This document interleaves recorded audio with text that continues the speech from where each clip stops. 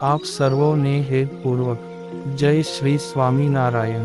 આજની સત્સંગ કથા વાર્તા નિજ મંદિર સાવરકુંડલા। આજની સત્સંગ કથા વાર્તામાં આપણે ચરિત્ર કથા અંતર્ગત ગઢપુરના બુઢા ધાધલનું ચરિત્ર સાંભળશું। ગઢપુરમાં જીવાબાપુની ડેલીએ રહેતો બુઢો ઘાઘલ સ્વભાવે માની હતો। શ્રીજી મહારાજ એને માન આપીને પ્રેમથી બોલાવે ને પોતાના થાળની પ્રસાદી આપે, એટલે એ તો મહારાજનો ભારે મહિમા ગાય, પણ એ બધુંને થાળની પ્રસાદી પૂરતું જ હતું।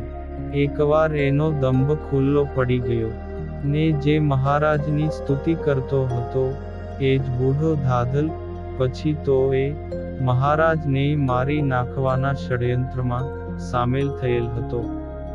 આ વાત એમ બનેલી જે બુઢો ધાધલ બહારથી આવેલો ને દાદા ખાચરની ડેલીમાં એક ઢોલિયો પાથરેલો દીઠો। આથી બુઢો ધાધલ એમાં માથે ફાળિયું ઓઢીને સૂઈ ગયો। એવામાં ઠાકોર જમાડીને દાદા ખાચર આવ્યા।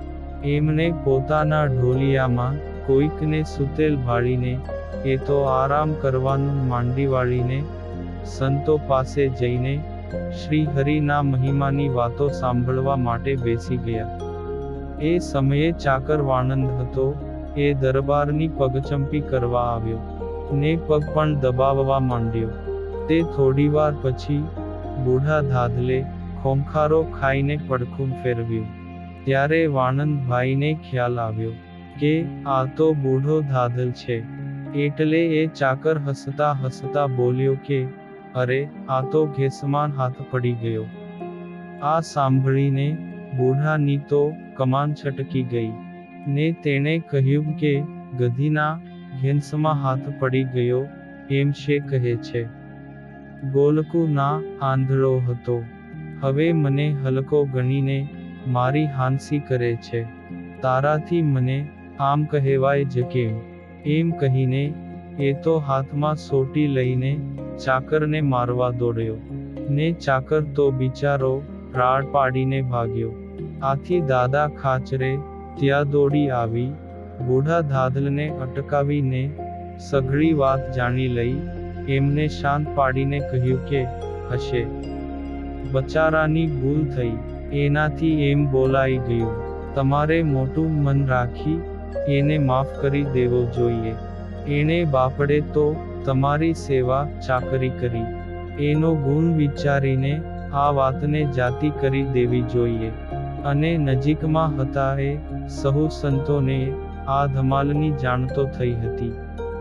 તે બુઢા ધાધલે સંતો પાસે જઈને વાણંદ ચાકર પ્રત્યેની ચીડ વ્યક્ત કરી, એટલે સંતોએ બુઢા ધાધલને ક્ષમાનું શસ્ત્ર બંધાવતા કહ્યું કે હશે દરબાર, એ બચારો તો તમારો સેવક કહેવાય, એની ભૂલ તમારે ગણીને ગાંઠે ન બંધાય। ત્યારે બુઢા ધાધલે મનમાં ધારેલું કે સંતો મારી વાતને ટેકો આપશે, પણ સંતોએ તો ગઈ ગુજરી ભૂલી જવાની વાત કરી, એટલે એણે સંતોને સંભળાવી દેતા કહ્યું જે મને એમ કે તમે સારા સાધુ છો એટલે વાત કરું, પણ તમે આ ચાકરડા જેવા જ છો।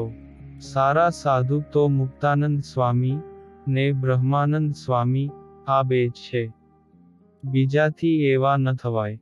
આ વાતની મુક્તમુનિને જાણ થઈ કે બુઢો ધાધલ સાધુનું ઘસાતું બોલ્યો, એટલે જ્યારે એ પોતા પાસે દર્શને આવ્યો ત્યારે મુક્તાનંદ સ્વામીએ એના ભલા સારું શીખ દેતા કહ્યું કે દરબાર, તમે તો સંતો ભેળા રહો છો ને શ્રીજી મહારાજના સેવક છો, તો તમારાથી સાધુને આવું કદીય કેમ કહેવાય? સાધુએ તમને મોટું મન રાખવા કહ્યું, એમાં એમણે તમને ખોટું શું કહ્યું? એનો જરા વિચાર તો કરો। પરંતુ સંતોના દ્રોહથી જેની બુદ્ધિમાં અસુરભાવ આવી ગયો હતો એવા બુઢા ધાધલે ત્યાં જ મુક્ત મુનિને કહ્યું જે હું તો માનતો હતો કે તમે મોટા સંત છો ને બધુને સમજો ને સારા છો, પણ તમે આ બધા સરખા જ છો. તમારાથી તો ઓલા ધોળે લુગડે સાધુ સારા. ઈ મોઢેથી કાની બોલે તો નહીં. આમ કહીને એ તો ત્યાંથી ચાલ્યો ગયો. ને શ્રી હરિને આ વાતની જાણ થતાં જ એણે બુઢા ધાધલને બોલાવ્યો. ને કહ્યું કે, એલા બુઢા ધાધલ, તું તો સાવ ગમાર જ રહ્યો. તને નાના મોટાનો કાની વિવેક છે કે નહીં? અમારી કેટલી બધી પ્રસાદી જમી ગયો, ને એકાદ મણ સાકર તો જમી ગયો જ હોઈશ, તોય તારા નબળા સ્વભાવ ટળ્યા નહીં. અમે મુક્તાનંદ સ્વામીની મર્યાદા રાખીએ છીએ, અને તું એમની સમક્ષ ગમે તેમ બોલે છે. આવા સંતોના અવગુણના પાપથી તું ક્યાં છૂટીશ, એનો મનમાં જરા વિચાર તો કર્યો. ત્યારે બુઢો ધાધલ મહારાજ આગળ તો કાની ન બોલ્યો, ને મિયાનની મીંદડીની જેમ બધુંને સાંભળી લઈને ત્યાંથી ચાલતી પકડી. ને કોઈ બીજાને કહેવા લાગ્યો જે મને એમ કે મહારાજ મારી વાતને ટેકો આપશે. પણ એ એના જ પક્ષમાં ભળ્યા. અહીં તો બધાએ એવા ને એવા છે. પરંતુ દાદા ખાચરને આ વાતની ખબર પડતા જ એણે વિચાર કર્યો કે આ બુઢીઓ પહેલેથી જ અવળા સ્વભાવનો છે, ને અહીં રહીને નાહકનું બધાયનું ઘસાતું બોલીને સંતોનો તેમજ મહારાજનો દ્રોહ કર્યા કરશે. એની બુદ્ધિમાં તો આસુર ભાવ આવી ગયો છે, એટલે એને વાતે વાતે અવળું જ પડશે. માટે તેને અહીંથી હદપાર કર્યો હોય તો ઠીક થશે. એમ માનીને એમણે બે પસાયતાને બોલાવીને કહ્યું કે આ બુઢા ધાધલને કોઈની કે ખુદ મહારાજની મર્યાદા નથી, ને મનફાવે તેમ બક્યા કરે છે. માટે એને જરાંક ડારો ડફારો કહીને ગામના સીમાડા બારો મૂકી આવો. ને કહેજો કે હવે ગામમાં ઘરીશ તો માર્યાન વિના નહીં મૂકીએ.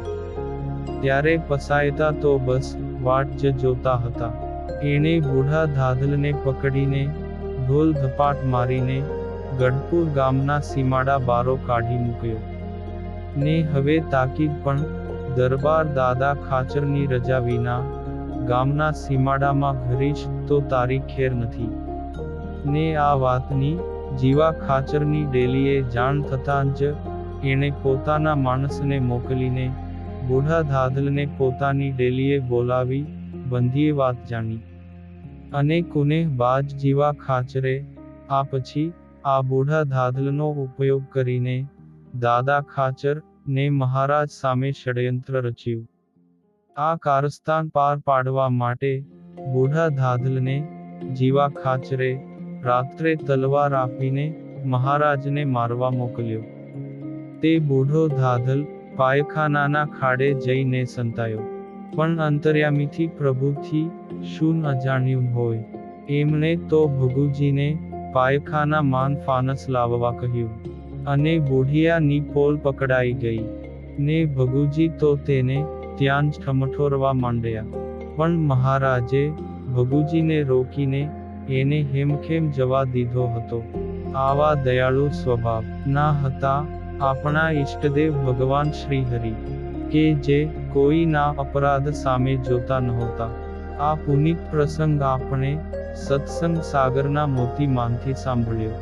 અને હવે પછીની કથા વાર્તા આપણે આગળના ભાગમાં સાંભળશું. અત્યારે આપ સર્વોને ભાવથી જય શ્રી સ્વામિનારાયણ.